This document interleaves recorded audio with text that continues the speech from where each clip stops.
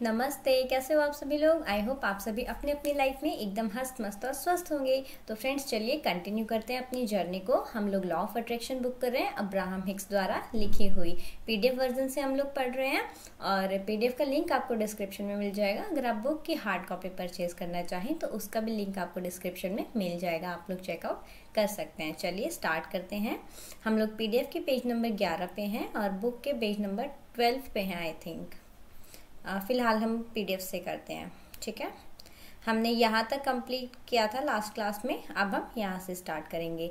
मेरा भय समाप्त हो गया, एस्थर हिक्स। अब ये क्या है, यहाँ अब तक जो हमने पढ़ा है वो जेरी हिक्स द्वारा बताया जा रहा था। अब ये जो आगे की जो बातें बता रहे हैं वो एस्थर हिक्स बता रहे हैं, ठीक है। मुझे लगता है कि यह जेरी की समझदारी व उदारता ही थी कि उन्होंने सेट की पुस्तकों पर मेरी बात मान ली। मुझे वास्तव में उस पुस्तक के प्रति विरुचि थी। किसी व्यक्ति का किसी अशरीरी आत्मा से संपर्क बनाने का विचार ही मेरे लिए अत्यधिक कष्टप्रद था। जेरी मुझे परेशान नहीं करना चाहते थे, इसलिए वह रोज सुबह मुझसे पहले उठ जाते और उन पुस्तकों को पढ़ लेते। जब कभी उन्हें किसी पुस्तक में कुछ मनोरंजक लगता तो वह बहुत सफाई से उसे हमारी बातचीत में शामिल कर लेते और थोड़े प्रतिरोध के बाद मैं भी उन महत्वपूर्ण विचारों को सुन लेती। धीरे धीरे जेरी मुझे उस पुस्तक में दिए विचारों से एक एक कर परिचित करवाने लगे। यह तब तक जारी रहा जब तक मुझ में उस शानदार काम के प्रति वास्तविक ललक नहीं जागृत हो गई। उसके बाद तो यह हमारी दिनचर्या में शामिल हो गया। हम दोनों एक साथ बैठते और जेरी मुझे सेट की पुस्तकों में से कोई अंश पढ़कर सुनाते। यहाँ पर एस्थर हिक्स बता रही है। लास्ट क्लास में हमने डिस्कस किया था कि एस्थर हिक्स को जेरी हिक्स का ये सेट की बुक की जो सीरीज थी बुक्स पढ़ना पसंद नहीं था। तो जो है एस्थर हिक्स ने बोल दिया था कि तुम ये बुक पढ़ सकते हो बट इसे हमारे बेडरूम में मत लेकर आना, है ना। ये हमने लास्ट क्लास में डिस्कस किया था। तो यहाँ पर एस्थर उसी चीज़ को आगे कंटिन्यू करके बोल रही है कि जेरी ने उनकी बात मान ली। अब वो एस्थर के सामने ये सारी बुक्स नहीं पढ़ते थे। वो क्या करते थे, वो एस्थर के उठने से पहले ही अर्ली मॉर्निंग उठ जाते और जो सेट की बुक्स थी वो उनको पढ़ लेते। और अगर उनको उसमें कुछ भी इंटरेस्टिंग लगता तो वो क्या करते थे, जैसे उन्होंने सुबह को बुक पढ़ी और अगर उसमें उनको कुछ इंटरेस्टिंग लगा तो उस चीज़ को वो अपने माइंड में रख के और दिन में कभी भी टाइम मिलता है ना, कभी भी अपनी कॉन्वर्सेशन के बीच में बड़ी चालाकी से इस चीज़ को उस बात को जो भी उन्हें उस बुक में अच्छी लगती थी एस्थर से कर देते थे, ठीक है। तो फिर उसके बाद क्या है कि हालांकि जो है एस्थर को पसंद नहीं था बट एस्थर फिर भी उनकी बातें सुनने लगी। और जो जेरी है उनका ये डेली का ही हो गया था। तो धीरे धीरे क्या हुआ था कि एस्थर के मन में भी इन चीज़ों को मतलब सुनने की, जानने की बहुत ज़्यादा क्यूरियोसिटी हो गई थी। और जैसे ही पहले इनिशियली होता था कि जेरी मतलब बहुत चालाकी से बातें बताते थे और एस्थर को सुनना पड़ता था, बट धीरे धीरे एस्थर को इसकी आदत होगी और एस्थर को ये चीज़ें अच्छी लगने लगी। एस्थर हैबिचुअल हो गई थी इन चीज़ों की और अब वो उनकी डेली रूटीन का पार्ट हो गया था। जेरी सुबह बुक पढ़ते और उसमें से जो भी उनको अच्छा लगता फिर वो दिन में एस्थर को बताया करते थे, ठीक है। अब आगे है, मेरे भय के पीछे कोई निजी नकारात्मक अनुभव नहीं था। यह बस इधर उधर से सुनी बातों पर आधारित था, संभवतः उन लोगों से सुनी बातें जिन्होंने इन्हें किसी और से सुना था। आज जब मैं उस समय पर विचार करती हूँ तो मुझे वह भय बहुत बचकाना लगता है। मेरे दृष्टिकोण में हमेशा तभी बदलाव होता है जब तक मैं स्वयं उसे अनुभव कर लूँ, और यह मुझे अच्छा लग रहा था। अब यहाँ पर जो एस्थर है वो ये बताती है कि उनको जो एक डर था, है ना, उनको जो एक फियरफुल वाली फीलिंग थी उनकी बुक्स से रिलेटेड और इन सारी चीज़ों से रिलेटेड कि कैसे कोई नॉन फिजिकल चीज़ किसी फिजिकल बॉडी से कनेक्ट करती है, जैसे कि आत्मा टाइप हम बोल सकते हैं कि कैसे कोई आत्मा किसी शरीर में आती है या उससे कनेक्ट करती है, उससे बातें करती है। तो इन सारी चीज़ों को लेके हर इंसान का डर होता है और सेम एस्थर के अंदर भी था। और यहीं पर एस्थर बोलते हैं कि इस चीज़ को लेकर के उनका कोई पर्सनल एक्सपीरियंस नहीं था, है ना। उन्होंने क्या था, उन्होंने चीज़ें कहीं ना कहीं से सुनी सुनाई बातें ही थी जो कोई किसी को बता देता है। जैसे हम लोग भी होते हैं, बचपन से हमें डराया जाता है ना, माऊ आ जाएगा, भूत आ जाएगा, आत्मा होती है, बचपन से ही शुरू हो जाता है। है ना, खाना खा लो भूत आ जाएगा, खाना खा लो माऊ आ जाएगी, अब ये हो जाएगा वो हो जाएगा। फिर हम धीरे धीरे बड़े होते हैं, फिर हमें इंट्रोडक्शन होता है आत्माओं का, भूत प्रेत है। अच्छा उसके नाना थे, वो जंगल में गए थे, उन्हें एक उल्टे पैर वाली चुड़ैल मिली थी, समझ रहा। तो ये ऐसी चीजें हैं जिनको बहुत ही मतलब शायद ही किसी ने एक्सपीरियंस किया हो। बस वो है कि उस गांव में कोई था, फिर उस गांव में जाके अगर पता करोगे तो वो एक्चुअली बताएगा अरे वहां था वहां था। मतलब बेसिकली डायरेक्टली किसी का कोई भी एक्सपीरियंस नहीं है, बस सुनी सुनाई बातों से ही लोगों के अंदर डर बैठ जाता है। सेम चीज एस्थर के साथ भी थी। एस्थर भी यही बोलते हैं कि मुझे कोई पर्सनल उस चीज का एक्सपीरियंस नहीं था, बस सुनी सुनाई बातें थी। और डेफिनेटली जिन लोगों से हमने उसने सुनी थी उन्होंने भी किसी और से ही सुनी थी, है ना। तो वो यही बताना चाहते हैं। और ये बोलते हैं कि आज जब वो इस चीज़ के बारे में सोचती हैं तो उनको ये चीज़ बहुत ज़्यादा बचकाने लगती है। और उसके बाद वो बोलते हैं कि जो उनकी जो उनका जो दृष्टिकोण में जो बदलाव होता है वो तभी होता है जब तक हम किसी चीज़ को पर्सनली एक्सपीरियंस नहीं कर लेते हैं ना। अब जैसे मान लो कि किसी इंसान के लिए मन में बहुत ज़्यादा फियर था कि अच्छा ये ऐसा होता है वैसा होता है। अब उसके बाद जब तक वो पर्सनली एक्सपीरियंस ना कर ले तब तक वो डर उसका निकल नहीं सकता। तो यहाँ पर वही चीज़ एस्थर बता रही हैं, ठीक है। फिर एस्थर बोलती हैं कि समय बीतने के साथ ही जब मेरा सेठ से जानकारी लेने की जैन की प्रक्रिया संबंधी बहस कम हो गया, तब मैं भी उन शानदार पुस्तकों की बड़ी प्रशंसक बन गई। बल्कि हम इससे इतने सुखपूर्वक जुड़ गए कि हम न्यूयॉर्क जाकर जैन व उनके पति रॉबर्ट और सेठ से मिलने का कार्यक्रम बनाने लगे। अब मेरी हिम्मत इतनी बढ़ गई थी कि मैं सचमुच उस अशरीरी आत्मा से मिलना चाहती थी, लेकिन पुस्तक में लेखिका का फोन नंबर नहीं छपा था। अतः हम यह समझ नहीं पा रहे थे कि उनसे किस तरह मिला जाए।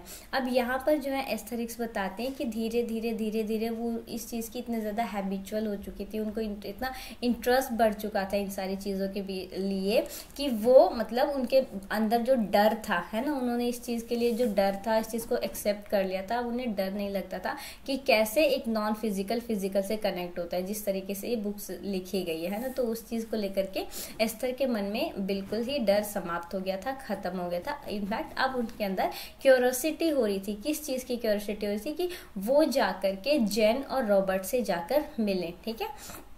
जो जैन है वो वाइफ है, उनके हस्बैंड है रॉबर्ट, ठीक है। जैन कनेक्ट होती हैं सेठ से, है ना। तो वो यहीं पर बता रहे हैं, ठीक है, कि वो यहाँ पर जाकर उनसे मिलना चाहती थी। और हाँ, मिलना चाहती थी, लेकिन क्या था कि बुक में उनका कोई भी फ़ोन नंबर नहीं छपा था। जो बुक वो जेरी पढ़ा करते थे उसमें कोई फ़ोन नंबर नहीं था।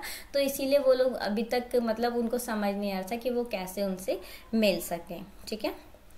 एक दिन हम एरिजोना के स्कॉटलैंड शहर में स्थित पुस्तकों की दुकान के निकट बने छोटे से कैफे में दोपहर का भोजन कर रहे थे।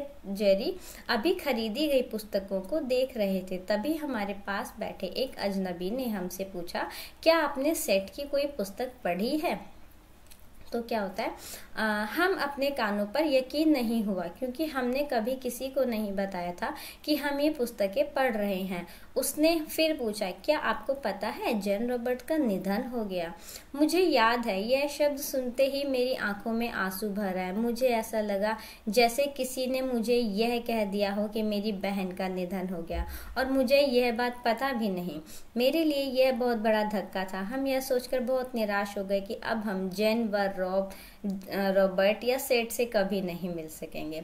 तो यहाँ पर क्या है, हमने डिस्कस किया कि अब वो बहुत ज़्यादा एक्साइटेड थे उनसे मिलने के लिए। तो एक दिन क्या हुआ था कि वो एरिजोना के स्कॉटलैंड शहर में किसी बुक की शॉप के पास बैठ करके एक छोटे से कैफे में लंच कर रहे थे, ठीक है। एरिजोना एक जगह का नाम है।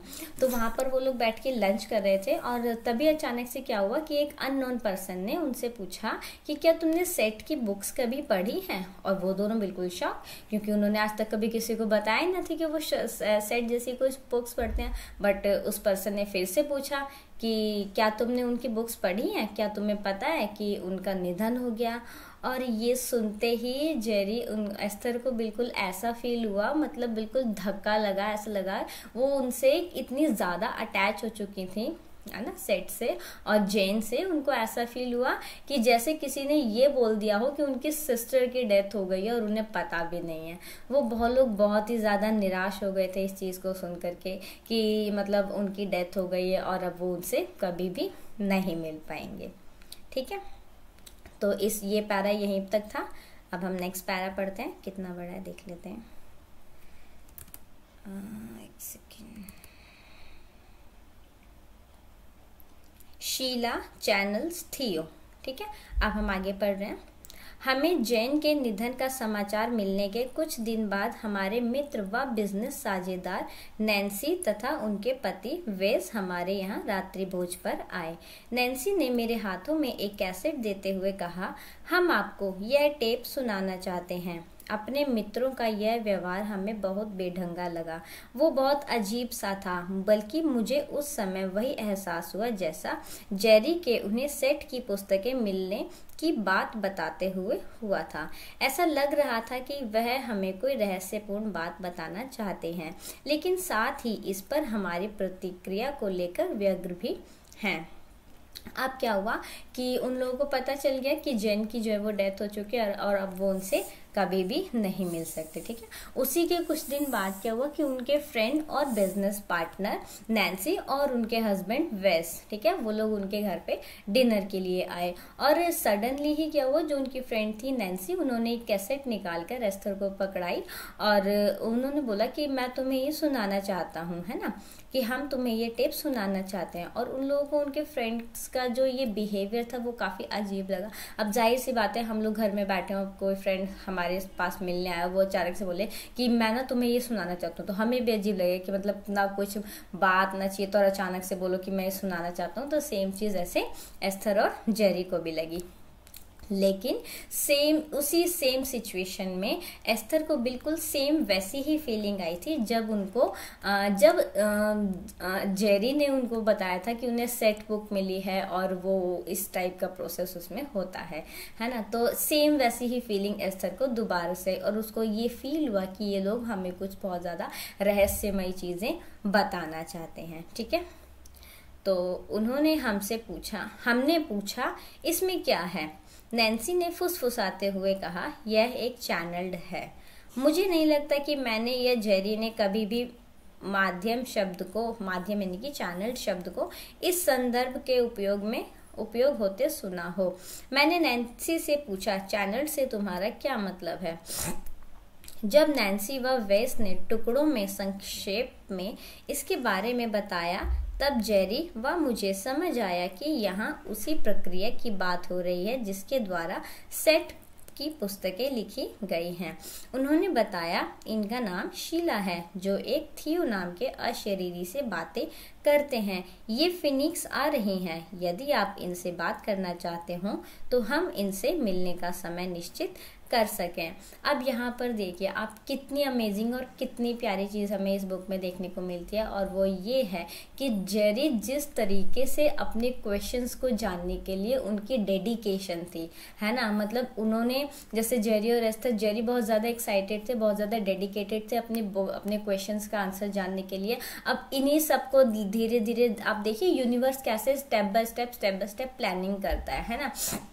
नॉर्मली हम लोग क्या होते हैं, हमारी कोई भी डिज़ायर होती है, हम लोग हार मान लेते हैं, ठीक है, बट हमें वेट करना चाहिए, हमें यूनिवर्स के प्लान पे विश्वास रखना चाहिए। जैसे जेरी के साथ हुआ, जेरी को अपने क्वेश्चंस के आंसर चाहिए थे, स्टार्टिंग से ही उनके चर्चेस चेंज हुए, फिर उनकी लाइफ में उइजा बुक आई, फिर उइजा बुक से उन्हें मिला कि बुक्स पढ़ो, समझ लो, फिर बुक से उन्होंने सेट को पढ़ना स्टार्ट किया। अब जैसे ही उनके मन में सेट से मिलने की इच्छा जागृत हुई, तब वो एक अचानक से अननोन पर्सन आ गया और उसने उन्हें बता दिया कि जो सेट है, जो जैन है, उनकी जो है डेथ हो चुकी है। समझ लो, आप अननेसेसरी मेहनत मत करो, क्योंकि बुक पे फोन नंबर भी नहीं था, कोई कांटेक्ट डिटेल भी नहीं थी कि वो लोग कहाँ से उनसे कांटेक्ट कर सकते हैं। बट और कांटेक्ट नहीं कर सकते तो वो लोग क्या करते, वो उससे कांटेक्ट करने की कोशिश करते, ढूंढते कहाँ रहती हैं, कैसे रहती हैं। तो उनका टाइम वेस्ट ना हो, यूनिवर्स ने एक पर्सन भेजा जो उनको बताए कि जैन की जो है वो डेथ हो चुकी है। अब उन्होंने सेटिस्फाई हो गया कि अब उनकी डेथ हो चुकी है, बट स्टिल कहीं ना कहीं उनके मन में था वो चीज़ें।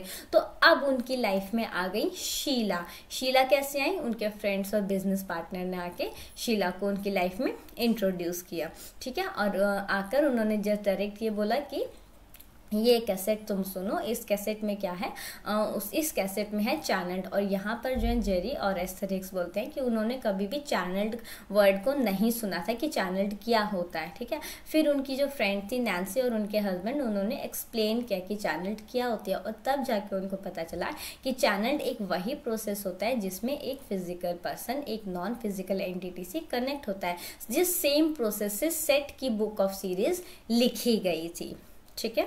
तो यहाँ पर उन्होंने बताया कि चैनल्ड है, और फिर उन्होंने बताया कि एक लेडी है जिनका नाम है शीला, वो एक नॉन फिजिकल एंटिटी थियो से कनेक्ट होती हैं, अगर तुम चाहो तो तुम उनसे मिल सकते हो, ठीक है। और फिर उन्होंने यही चीज़ें बताई कि वो फिनिक्स आ रही है, अगर आप चाहो तो हम तुम्हारे लिए अपॉइंटमेंट फिक्स कर सकते हैं, ठीक है। फिर आगे पढ़ते हैं। हमने उनसे मिलने का निर्णय लिया। मुझे आज भी याद है कि इसे लेकर हम कितने उत्साहित थे।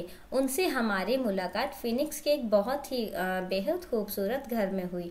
चारों ओर धूप की चमक फैली हुई थी, जिसे देखकर मुझे यह तसल्ली हुई कि अब रिमोट द्वारा की जाने वाली किसी धोखाधड़ी की संभावना नहीं है। सब कुछ आरामदेह व सुहावना लग रहा था।